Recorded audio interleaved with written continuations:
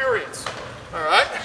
So one of the things I want to talk about first is how do you get everybody in action? All right? So what we're going to do here is we're going to say, hey guys, go to your spot, all right, and set up the drill here.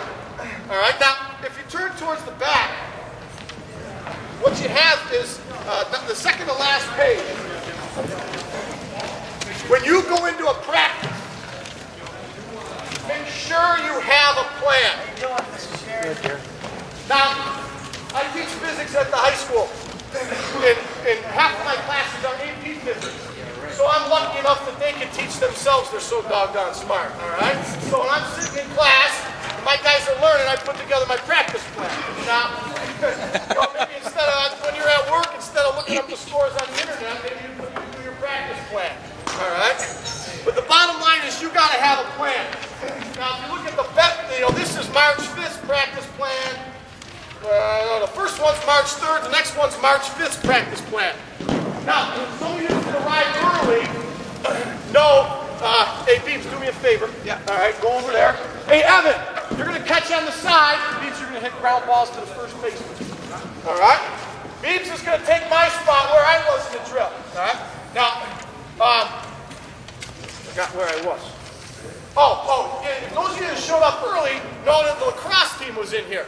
All right? Well, I had to ask the lacrosse coach to leave 15 minutes early so we could have this thing starting at 8:30. Because literally, when we're here, there's lacrosse till 8:30. And our time starts 8:30 to probably 10. And then JV lacrosse comes in from 10 to 11:30. And then girls JV lacrosse comes in from 11:30 to 1 o'clock. And then girls varsity lacrosse comes in from 1 o'clock to 1:30 or to 2:30. Bottom line is there's not a lot of time. All right? So sometimes what we're doing is we're zigging and zagging between the JV baseball program and the varsity baseball program. So sometimes we'll give the JV back there, and what we got to do is we got to work 20 guys or so. We got 20 guys with us here today. I think one's absent, so we got 19.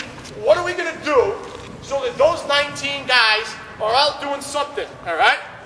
Here's the thing. Be as creative as you possibly can. I literally took a piece of paper. I said, all right, here's what I got. What can I do in this corner? What can I do in this corner? And how can I put it all together? All right, so what you're going to see here is this. We got home plate down there. These guys are standing on the pitcher's mound. These guys are over there at first base. There's my first baseman. These guys are all pitchers. Obviously, my catchers are back there. I got some infielders over there. And I got a couple infielders right here. And I got a couple fast guys over here at second base.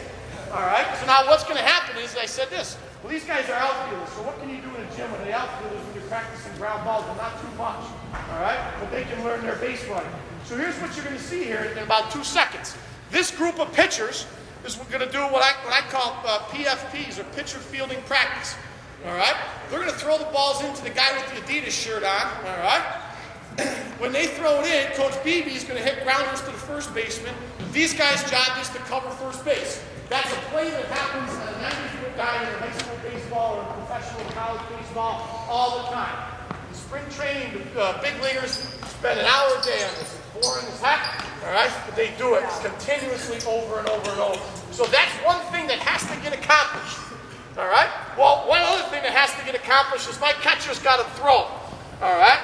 So they're going to be throwing down to these guys here at second base.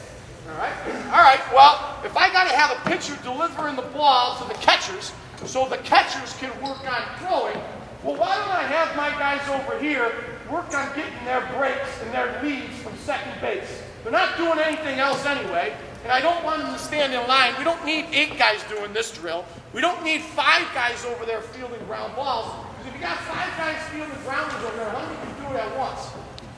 1. So what are 4 guys always doing? Standing there doing nothing, all right?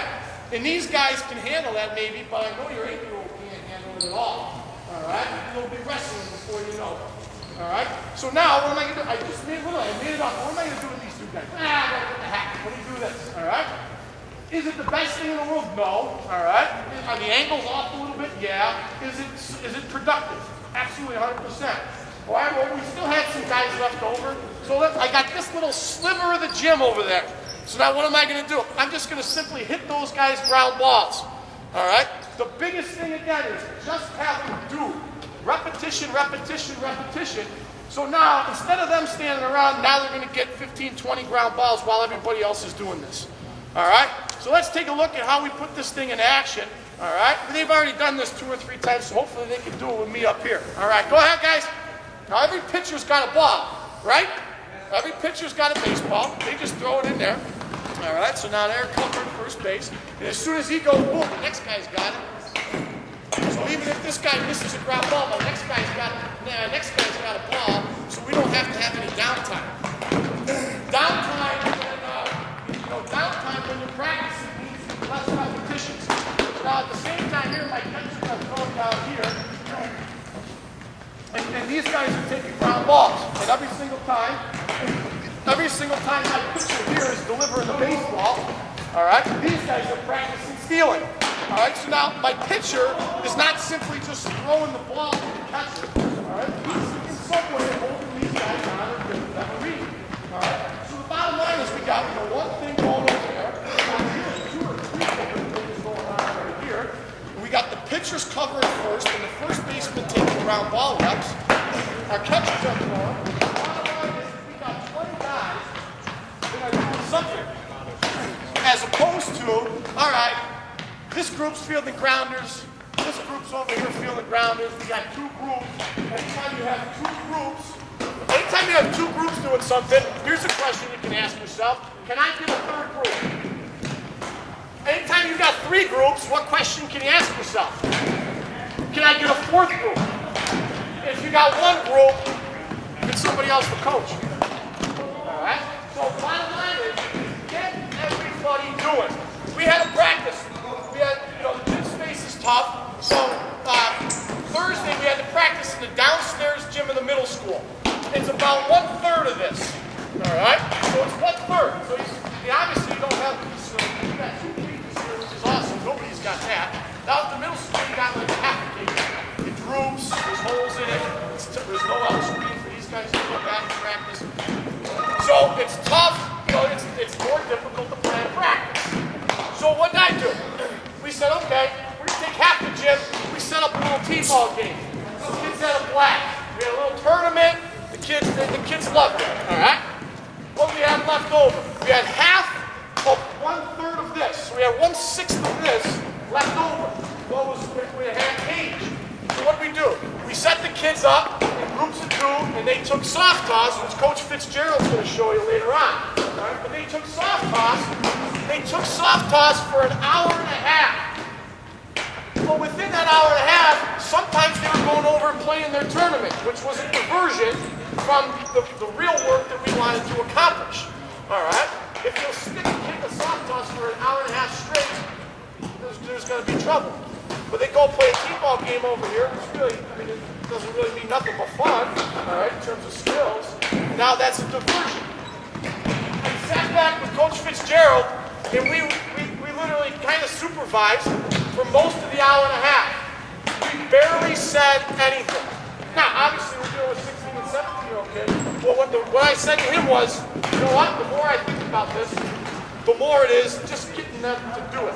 So, in my opinion, we're better off in Orchard Park and Western Lancaster if my kid can get 250 swings, and the kids at Lancaster are getting 50 swings.